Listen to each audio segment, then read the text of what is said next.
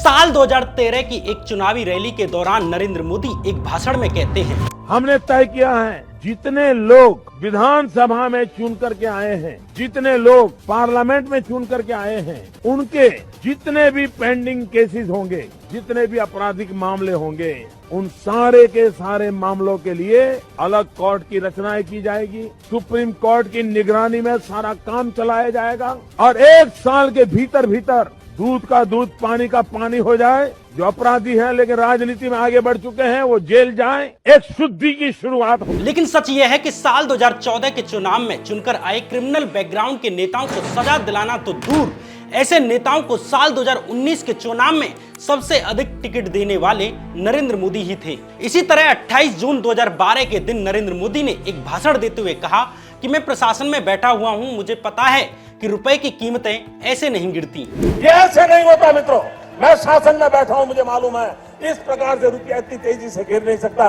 अरे ये नेपाल का रुपया नहीं गिरता है, बांग्लादेश की करेंसी नहीं गिरती है, पाकिस्तान की करेंसी नहीं गिरती, श्रीलंका की करेंसी नहीं गिरती। क्या कारण है हिंदुस्तान का रुपया पतला होता जा रहा है?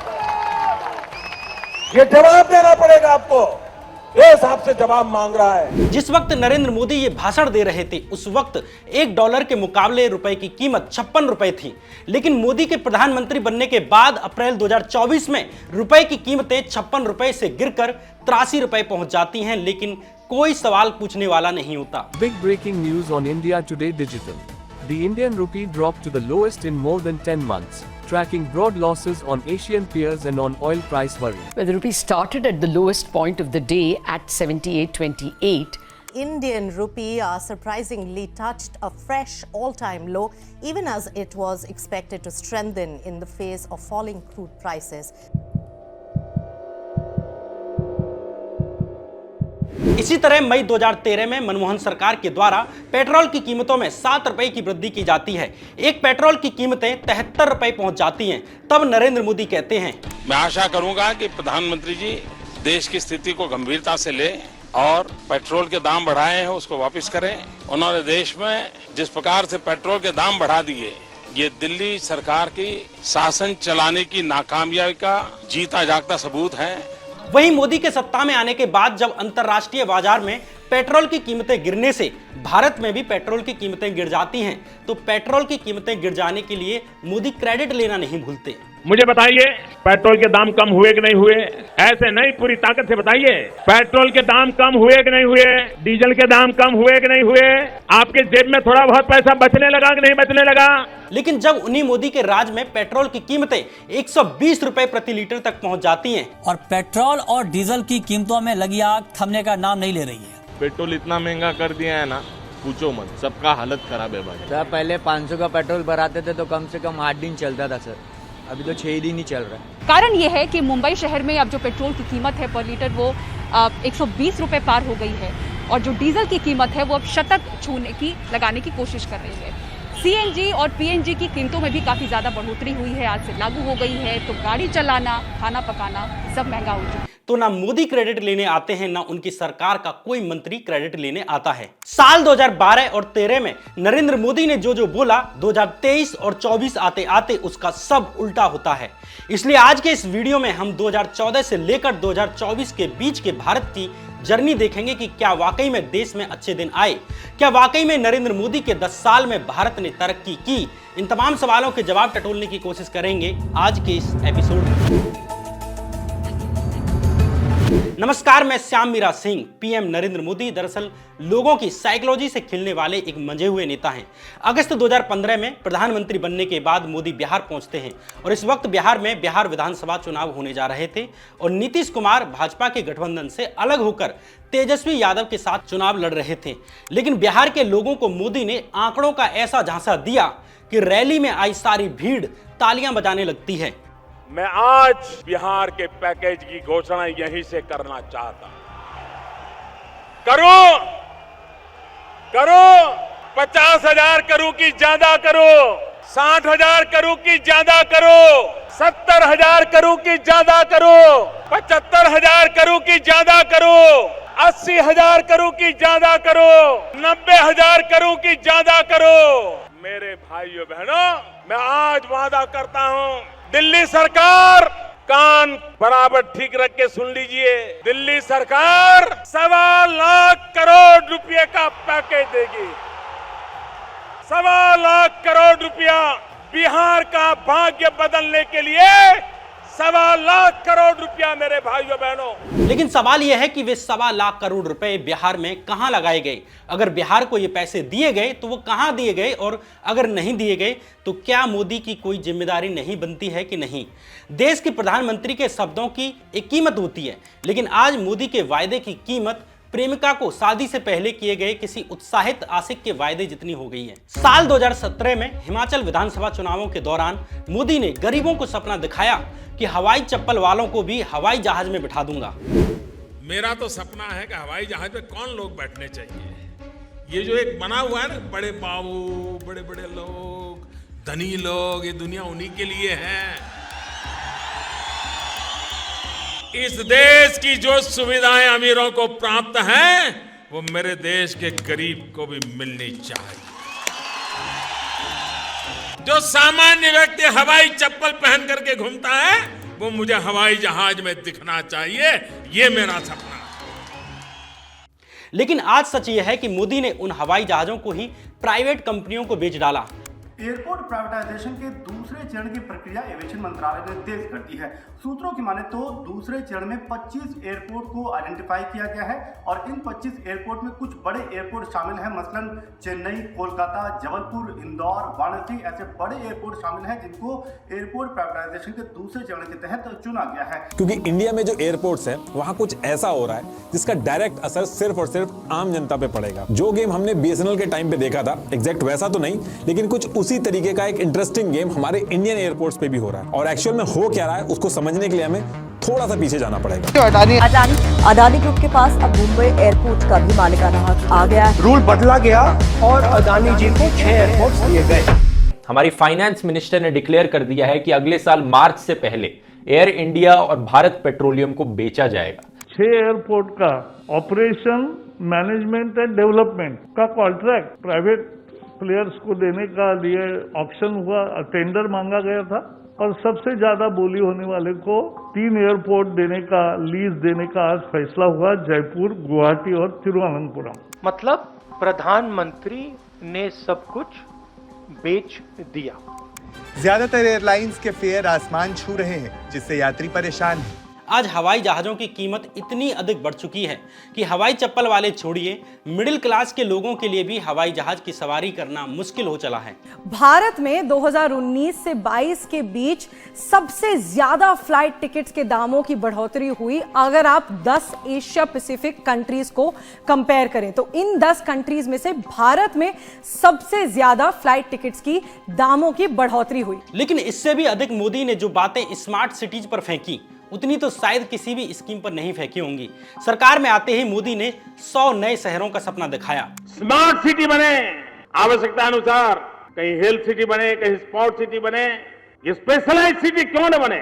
भाइयों बहनों, अगर हम चाहें तो हम 100 नए शहरों का सपना आज देश की आवश्यकता के लिए कर सकते हैं। हमारी सरकार के लिए ये स्मार्ट सिटी सिर्फ एक प्रोजेक्ट नहीं है, बल्कि हमारे लिए एक मिशन। 100 न्यू सिटी की जैसे जरूरत है, वैसे 2 शहर जो पास है, उसके लिए एक ट्विन सिटी का कंसेप्ट हमने डेवलप करना चाहिए।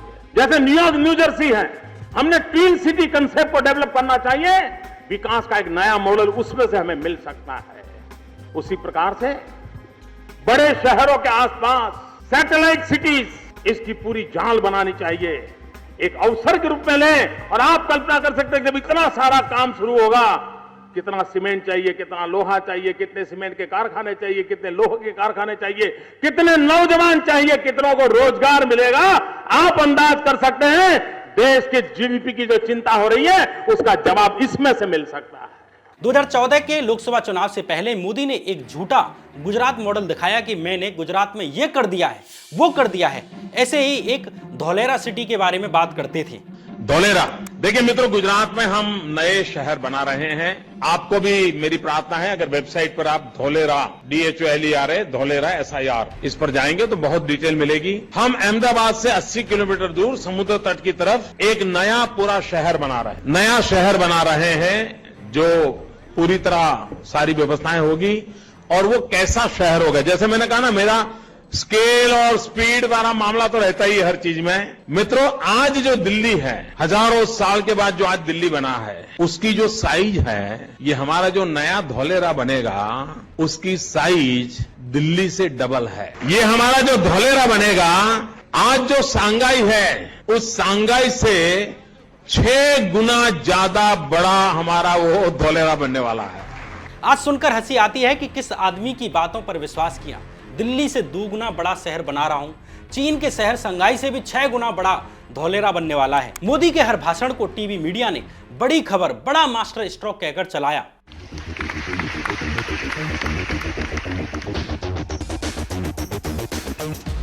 किसी भी देश की जीडीपी को बढ़ाने के लिए शहर ग्रोथ इंजन होते हैं। स्पेशल सोच चलाए गए कि स्मार्ट सिटीज कैसी होंगी।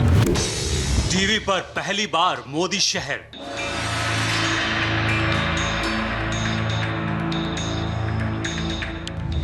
टीवी पर पहली बार मोदी की ड्रीम सिटी,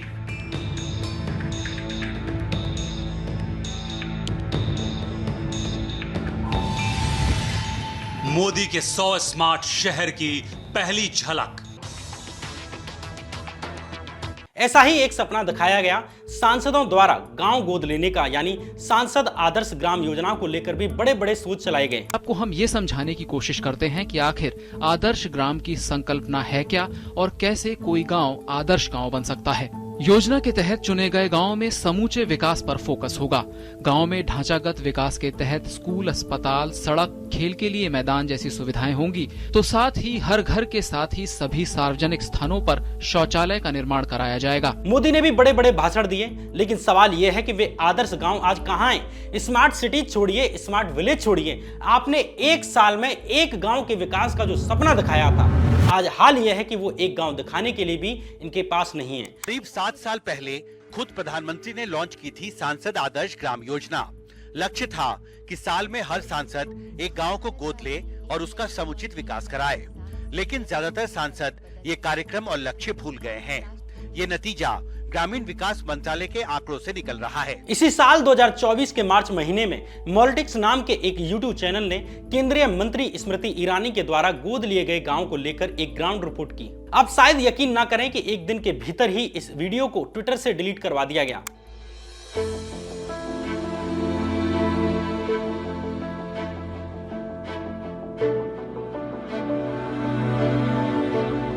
केंद्रीय मंत्री राजनाथ सिंह के गांव की भी स्थिति सेम थी। क्या देख रहे हैं आपने, जब से सरकार बनी कुछ काम हुआ या? हमारे हिसाब से तो कुछ नहीं हुआ, और न यहाँ कॉलेज है आसपास। हम बताओ लखनऊ जाते हैं पढ़ने, उतनी दूर। कितना दूर है लखनऊ यहाँ से?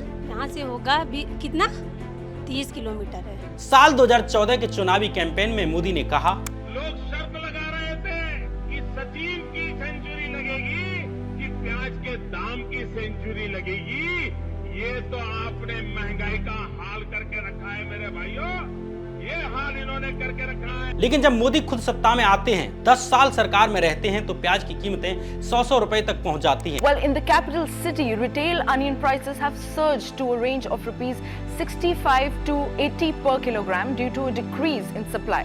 लेकिन आज प्याज की कीमतों को लेकर अगर भाजपा नेताओं से पूछा जाए तो वो बोलेंगे, अरे इससे किसानों को फायदा होगा, अरे ये हमारे हाथ में थोड़े ही है। मैं इतना लहसुन प्याज नहीं खाती हूँ जी, तो डोंट वरी। मैं ऐसे परिवार से आती हूँ जहाँ अनियन प्याज का मतलब नहीं रखते हैं। ज्यादा प्याज खाने पर कैंसर हो जाएगा। आप देखें कि सब्जी जो पहले 10-15 रुपए की मिला करती थी, आप जाकर हाट में, बाजार में, हाट में लिया करते थे, आज भी वो सब्जी 8 साल के बाद आपको जो 10-15 रुपए की मिली थी, ज्यादा 15-20 रुपए की मिलती है सीजन में। कहाँ सब्जी का दाम बढ़ा है? सवाल आपसे यह है कि क्या महंगाई कम हुई? इसका जवाब एक बार जनता से जान लेते हैं। चीनी इतनी महंगी क्यों मिल रही है? तेल इतना महंगा क्यों मिल रहा है? सिलेंडर इतना महंगा है। 70 रुपये पाव है, 80 रुपये पाव अदरक है, कहाँ खाएगा आदमी? हमारी तनख्वाह वहीं के वहीं पड़ी है और महंगाई बढ़ती जा रही है। अब यही जो सिलेंडर देख लीजिए, पहले 400 का था, आज 1200 का मिल रहा है। एक वक्त था जब मोदी प्रधानमंत्री नहीं थे, उस वक्त मोदी कहते थे, अर्थशास्त्री प्रधानमंत्री है, इन्फ्लेशन 11+ है, 11+। आप मुझे बताइए, अगर इसी प्रकार से महंगाई बढ़ती गई तो गरीब क्या खाएगा? और भाइयों बहनों, ये कांग्रेस के नेता भाषण करते हैं। आज प्रधानमंत्री यहाँ आए थे, लेकिन प्रधानमंत्री महंगाई का माँ बोलने के लिए तैयार नहीं है। महंगाई का माँ बोलने के लिए तैयार नहीं। महंगाई का माँ? मैं यहाँ आया, देर से आया, तो सॉरी बोला कि नहीं बोला? आपकी क्षमा मांगी कि नहीं मांगी? एक बार नहीं, 2 बार मांगी कि नहीं मांगी? इनका अहंकार इतना है, महंगाई के लिए एक शब्द बोलने को तैयार नहीं है। मरो तो मरो, आपका नसीब। अरे गरीब के घर में चूल्हा नहीं जलता है, बच्चा रात रात रोता है, माँ आंसू पी के सोती है, और देश के नेताओं को गरीब की परवाह तक नहीं। लेकिन सच यह है कि मोदी ने खुद पिछले 10 साल में महंगाई का मा-हा-गा-ई कुछ नहीं कहा। पहले प्याज और टमाटर के दामों पर कांग्रेस के मंत्रियों को प्रेस कॉन्फ्रेंस भी करनी पड़ती थी, लेकिन आज किसी भी चुनावी रैली में जाकर मोदी ये नहीं पूछते कि हाँ, मैंने महंगाई कम कर दी है और मुझे महंगाई कम करने के लिए वोट दो। महंगाई पर मां बोलने वाली वीडियो देखने के लिए जब मैंने YouTube पर सर्च किया तो मुझे एक वीडियो मिलती है जिसमें मोदी बता रहे हैं कि देश में महंगाई कम हो गई है क्योंकि देश में मोबाइल का डेटा सस्ता हो गया है। ये जो मोबाइल डेटा है ना, आप कभी YouTube देखना फलाना करते होंगे तो आपको जरा ध्यान, आज हर भारतीय हर महीने करीब 20 GB डेटा इस्तेमाल करता है।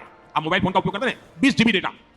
अगर 2014 से पहले जब हमारे देश में कांग्रेस की सरकार थी, उस समय 1 GB डेटा अगर आप उपयोग करते थे तो उसकी कीमत लगती थी 300 रुपया, करीब 300 रुपया। उस हिसाब से अगर आज आप देखते तो आपका मोबाइल का बिल हर महीने कम से कम 6,000 रुपया महीने आता। अगर 2014 वाली कांग्रेस की सरकार के हिसाब से देखें तो आज मोबाइल का फोन एवरेज आपका 6,000 रुपया आता। लेकिन भाजपा सरकार ने डेटा को गरीब के लिए बिल्कुल सस्ता कर दिया है। पूरी दुनिया में कहीं ऐसा कोई देश नहीं है जहां की सरकार प्राइवेट कंपनियों द्वारा किए जा रहे मोबाइल डेटा के सस्ते होने का क्रेडिट खुद ले रही है। मोबाइल डेटा के सस्ते होने का क्रेडिट लेने वाले मोदी ने पेट्रोल, डीजल, प्याज, टमाटर और दाल आदि पर कुछ नहीं बोला। आज मोदी समर्थकों द्वारा भी डेटा सस्ता होने का लॉजिक देकर महंगाई की बात छुपा ली जाती है। महंगाई छोड़िए, अनएम्प्लॉयमेंट पर तो इनके लॉजिक अलग ही होते हैं। आज कहते हैं कि अरे सरकार सबको नौकरी नहीं दे सकती। फिर सवाल उठता है कि ये कौन आदमी था जो साल 2013 में मंचों से रोजगार की बात उठा रहा था। 10 करोड़ नौजवान को रोजगार देंगे। मैं जरा नौजवानों को पूछता हूँ, क्या दिल्ली सरकार ने आपको रोजगार दिया है? पूरी ताकत से बताओ, रोजगार दिया है? आपके गांव में किसी को दिया है? आपके परिवार के किसी को दिया है? आपके यार दोस्तों को दिया है? और उसके बाद भी फिर अभी कह रहे हैं कि हम 10 करोड़ को रोजगार देंगे। भाइयों बहनों, ये कांग्रेस ने आपसे धोखा किया है कि नहीं किया है? कांग्रेस ने आपसे धोखा किया है कि नहीं किया है? कांग्रेस ने वादा तोड़ा है कि नहीं तोड़ा है? भाइयों बहनों, जिसने आपसे वादा तोड़ा उनसे नाता तोड़ो, ये मैं आपको कहने के लिए आया हूं। लेकिन जब मोदी खुद सत्ता में 10 साल रह लेते हैं तो कहते हैं कि आज एसएससी, यूपीएससी में पहले से ज्यादा जॉब मिल रही हैं। देश में सरकारी नौकरी देने वाले प्रमुख संस्थानों जैसे एसएससी, यूपीएससी और आरआरबी पहले के मुकाबले इन व्यवस्थाओं के माध्यम से ज्यादा युवाओं को नौकरी दी है। लेकिन क्या सच में आज एसएससी और यूपीएससी में पहले से ज्यादा नौकरियां मिल रही हैं? ये खुद आईएएस की तैयारी करने वाले एक कोचिंग का आर्टिकल है कि यूपीएससी में अब ना के बराबर जॉब आ रही हैं। क्लियर आईएएस का ये आर्टिकल कहता है कि पिछले 4 साल से आईएएस, आईपीएस, आईएफएस जैसी नौकरियों में वैकेंसियां लगातार गिर रही हैं। ये तब है जब इन नौकरियों के लिए पेपर देने वाले लोगों की संख्या लगातार बढ़ती जा रही है। इसी तरह बायजूस कोचिंग का आर्टिकल बताता है कि यूपीएससी के एग्जाम में मनमोहन सिंह के समय साल 2012 में 1037 नौकरियां निकली। इसी तरह 2013 में 1000 और 2014 में 1291 नौकरियां निकली। लेकिन 2014 के बाद जब मोदी सरकार आई तब से कितनी नौकरियां निकली? मोदी सरकार के वक्त 2015 में 1291 से गिरकर 1129 नौकरियां निकली। 2016 में 1079, 2017 में 980 वैकेंसी रह गई, 2018 में मात्र 782 और 2019 में 896, 2020 में मात्र 796, 2021 में और अधिक गिरकर 712 वैकेंसीज रह गई। ये ग्राफ बताता है कि मोदी सरकार में यूपीएससी की वैकेंसीज गिर रही हैं कि बढ़ रही हैं। इसी तरह एसएससी की वैकेंसी भी गिरती जा रही हैं। 2012 में एसएससी सीजीएल की 16,119 वैकेंसीज निकली थी, 2013 में 16,114 और 2014 में 15,449। लेकिन मोदी सरकार आने के बाद साल 2015 में एसएससी सीजीएल की वैकेंसीज मात्र 8,511 रह गई, 2016 में 10,000 करीब रह गई और 2017 में 8,000 करीब रह गई। ऐसे करके 2020 आते आते मात्र 6,500 करीब सीटें रह गई। सबसे पहले आप देखोगे एसएससी सीजीएल वैकेंसी ट्रेंड 2012 में जहां हमारी 16,000 वैकेंसी थी, 2013 में भी 16,000 वैकेंसी थी, 2014 में भी 15,500 कुछ वैकेंसी थी, वो 2015 में घट के 8,000 रह गई, 2016 में फिर हमारे पास 10,000 वैकेंसीज थी, 2017 के अंदर फिर 8,000 वैकेंसीज, 18 के अंदर 11,000 वैकेंसीज, 2019 के अंदर 8,000 वैकेंसीज। तो ये आप देखोगे जहां 12, 13, 14 में ज्यादा वैकेंसीज थी, 15, 16, 17, 18, 19 में लगातार 10,000 की 8,000 की रेंज में हमारी वैकेंसीज रही हैं। ठीक है, 15, 17 और 19 में लगातार 8,000 की रेंज में वैकेंसीज हैं, 16 और 18 में थोड़ी ज्यादा थी हमारी। 18 में भी वैसे वैकेंसीज कम ही थी, ये 3,000 वैकेंसी सीजीएल 2017 की डाल दी गई थी 18 के अंदर, तो 17 से कम होकर 18 में चली गई थी। अगर मैं बात करता हूं यहाँ पे 2020 की, तो 2020 के अंदर ऑल टाइम लो वैकेंसी रिपोर्ट कर गई है, 6506 वैकेंसी है सिर्फ अभी तक एसएससी सीजीएल एग्जामिनेशन में। हो सकता है विद टाइम वैकेंसी इंक्रीज कर दे, लेकिन उसकी कोई गारंटी नहीं है। ओवरऑल आप देखोगे जहां 2012 के अंदर हमारे पास 16,000 वैकेंसीज थी, इस बार सिर्फ 6500 वैकेंसीज हैं, सिर्फ 40% वैकेंसीज रह गई हमारी, जो 8 साल पहले वैकेंसीज हुई करती थी एसएससी सीजीएल एग्जामिनेशन में। अगर पिछले 4 सालों की बात करें तो साल 2021 में 7,600 करीब थी, वहीं 2022 में अचानक से बढ़कर 36,000 हुई, 2023 में फिर वापस मात्र 7500 करीब वैकेंसीज रह गई, वहीं 2024 में 8,400 करीब। यानी अगर 2022 को छोड़ दें तो मोदी सरकार के कार्यकाल में यूपीएससी की तरह ही एसएससी सीजीएल की सीटें भी एवरेज 16,000 से गिरकर एवरेज 8,000 करीब रह गई। यही हाल बैंकों की नौकरियों का है। इस चार्ट में देखा जा सकता है कि जहां मनमोहन सरकार के वक्त बैंक के लिए एग्जाम करने वाले आईबीपीएस के पीओ एग्जाम में जहां एवरेज 20,000 22,000 नौकरियां निकल रही थी, उसी आईबीपीएस पीओ की वैकेंसीज मोदी सरकार के वक्त एवरेज 10 से 11,000 रह गई। आईबीपीएस पीओ एग्जामिनेशन को बताना चाहूंगा, ठीक है, बैंकिंग का एक बहुत बड़ा एग्जामिनेशन है और अच्छी पोस्ट होती है ये भी। 2013 के अंदर जहां इसके अंदर 21,680 वैकेंसी थी, 2014 के अंदर घटा के 16,000 कर दी गई, 15 के अंदर 12,000, फिर 16 के अंदर 9,000 कुछ है, फिर 17, 18, 19 और 20 लगातार 4 सालों के अंदर आपकी वैकेंसी 4,000 के आसपास ही रही हैं। तो अगर मैं मोटा मोटा देखूं यहाँ पे 21,680 से लेकर 2013 में जो वैकेंसीज थी, अब ये 4,000 वैकेंसीज हैं, तो लगभग हमारे पास यहाँ पे 20% तक वैकेंसीज रह गई हैं। 2020 में तो मात्र 1,167 वैकेंसीज निकली, 2021 में मात्र 5,809, 2022 में 7,402 और 2023 में मात्र 3,049। यही हाल रेलवे और अन्य सरकारी नौकरियों का रहा। लेकिन प्रधानमंत्री मंचों से ऐसे झूठ बोलकर जाते हैं कि जैसे सच में देश में नौकरियों की बहार आ रखी है।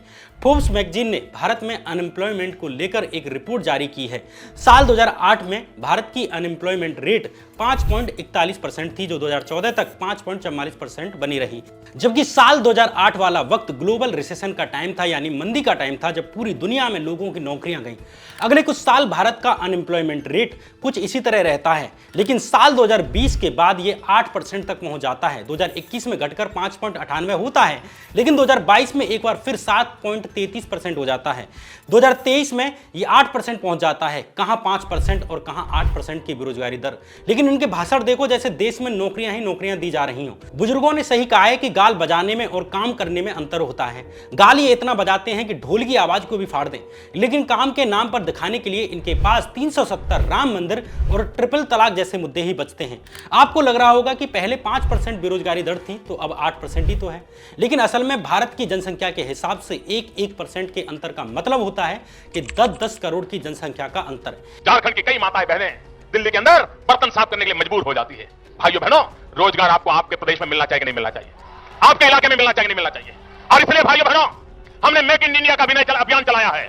हम चाहते हैं छोटे छोटे कारखानों का जाल बिछे, छोटे छोटे कारखाने लगे, हर गांव गली मोहल्ले में रोजगारी का अवसर पैदा हो और नौजवान अपने ही इलाके में रोजगार कमाए, ताकि शाम को अपने माँ बाप के पास जाकर के बैठ सके, माँ बाप के साथ सुख दुख बांट सके, माँ बाप के साथ बैठ करके रूखी सूखी रोटी खा सके। ये हमें करना है भाई। इन्हीं नौजवानों के ऊपर इनके भाषण सुनिए। हमारे पास 2 चीजें ऐसी हैं जिसको लेकर के चाइना के कंपैरिजन में हम दुनिया के सामने एक ताकत बनकर के उभर सकते हैं। एक डेमोग्राफिक डिविडेंड, 65% जनसंख्या इस देश की 35 से कम आयु की है, नौजवानों का देश है। ये डेमोग्राफिक डिविडेंड सारी दुनिया के अंदर एक ताकत के रूप में हम प्रस्तुत कर सकते हैं। और जब चाइना से कंपैरिजन की बात करते हैं तब हमारी ये सोच होनी चाहिए कि हमारे पास डेमोक्रेसी का भी एक डिविडेंड है और अभी तक हम इसको इस्तेमाल नहीं कर रहे हैं। हमारी लोकतांत्रिक ताकत ये अपने आप में एक बहुत बड़ा सामर्थ्यवान हमारे पास एक हथियार है, ये हमारी एक पहचान है।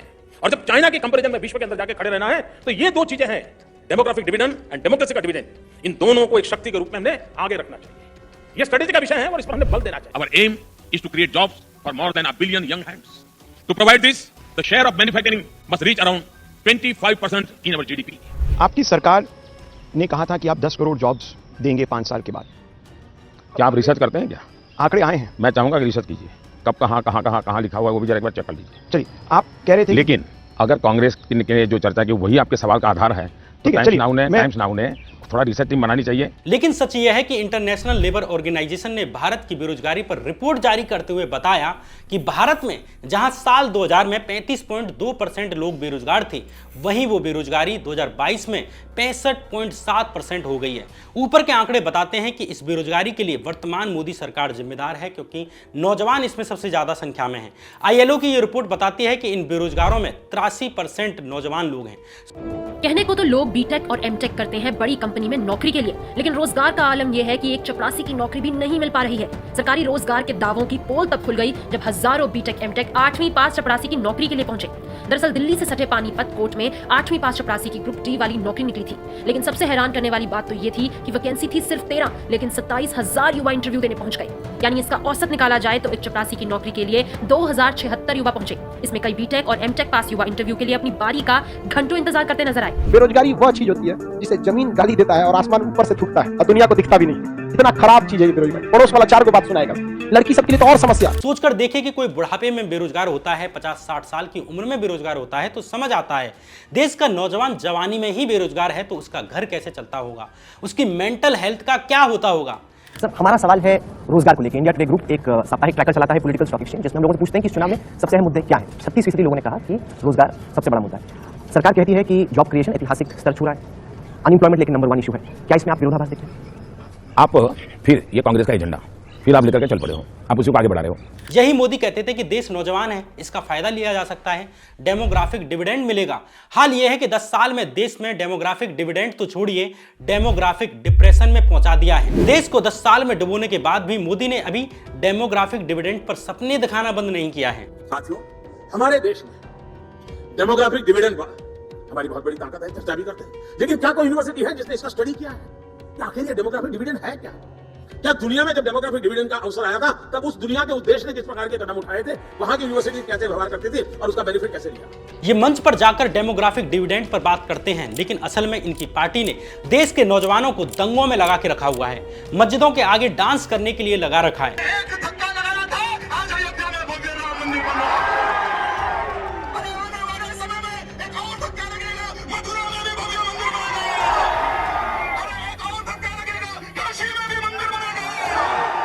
पूरे देश की नस्ल को आज खराब किया जा रहा है। अगर इस भविष्य को बदलना चाहते हो तो मर्द बनो, मर्द बनो, मर्द बनो। और मर्द कौन होता है? जिसके हाथ में हथियार होता है वो मर्द होता है। साल 2016 में मोदी ने किसानों को सपना दिखाया कि साल 2022 तक किसानों की आय दोगुनी कर दूंगा। 2022 में किसान की आय दोगुना करने के लिए एक के बाद एक कदम हम उठाए। राज्य सरकारें भी इस काम को पूरा करने के लिए पूरी शक्ति से काम में जुटे। बहुत बड़ा परिवर्तन आएगा। 2022 में हिंदुस्तान के किसान की इनकम डबल करने का इरादा, एक संकल्प, उसको लेकर के हम आगे बढ़ रहे हैं। तब हमने एक बहुत बड़ा सपना देखा है और ये सपना हिंदुस्तान के हर किसान के भाग्य को बदलने का सपना है। हमारा सपना है 2022 जब भारत की आजादी के 75 साल होंगे, आजादी के 75 साल जब हो, हमारे देश के किसान की आय डबल होनी चाहिए, दोगुना होनी चाहिए और उसके लिए हम काम कर रहे हैं। हमने किसानों की आय दोगुना करने की बात की तो बहुत लोग ऐसे थे जिन्होंने उसका मजाक उड़ाया, ये तो संभव नहीं है, ये तो मुश्किल है, ये कैसे हो सकता है। 2019 में भी इसी वायदे पर वोट मांगी, लेकिन मालूम नहीं किस किसान की आय दोगुनी हो चुकी है। मोदी और आधार कार्ड की कहानी तो ऐसी है कि किसी का ध्यान ही नहीं गया। एक वक्त था जब मोदी आधार कार्ड पर सवाल उठाया करते थे, पूछा करते थे कि अरे आधार कार्ड तो किसी काम का ही नहीं है। सवाल पूछा करते थे कि इस आधार कार्ड स्कीम पर इतना पैसा खर्च कहां कर दिया गया। प्रधानमंत्री जी देश पूछना चाहता है, इस आधार कार्ड के पीछे कितने रुपए खर्च हुए, ये रुपए कहां गए, आधार कार्ड का लाभ किसको मिला? सुप्रीम कोर्ट ने जो सवाल उठाए हैं, ये सवालों के जवाब ये देश की जनता मांगती है आपसे। लेकिन आज उसी आधार कार्ड को मोदी ने हर स्कीम से जोड़ दिया है। बिना आधार कार्ड आज मोदी सरकार में कोई भी काम कराना मुश्किल है। आधार कार्ड आज के टाइम में सबसे इंपॉर्टेंट डॉक्यूमेंट है। बैंक से लेकर रोजगार तक सब में आज आधार कार्ड का इस्तेमाल किया जा रहा है। जिस आधार कार्ड को मोदी कूड़ा कहते थे, उसी आधार को पैन कार्ड से लिंक न कराने के कारण मोदी सरकार ने जनता से 600 करोड़ रुपए जुर्माने के रूप में वसूल लिए। अगर आधार कार्ड इतना फिजूल था तो सरकार आज आधार कार्ड को हर चीज से लिंक कराने के लिए जुर्माने क्यों लगा रही है? मोदी ने विदेशी संबंधों जैसे संवेदनशील मुद्दों को भी राजनीतिक मुद्दा बनाया। प्रधानमंत्री जी ने आपसे पूछना चाहता हूं, आए दिन चीन हमारी सीमा पर आकर के अड़ंगे जमाता है। सैकड़ों स्क्वायर किलोमीटर धरती चीन दबोच करके बैठा हुआ है। ये भूगोल बदल गई, ये भूगोल कांग्रेस के शासन में बदल गई है।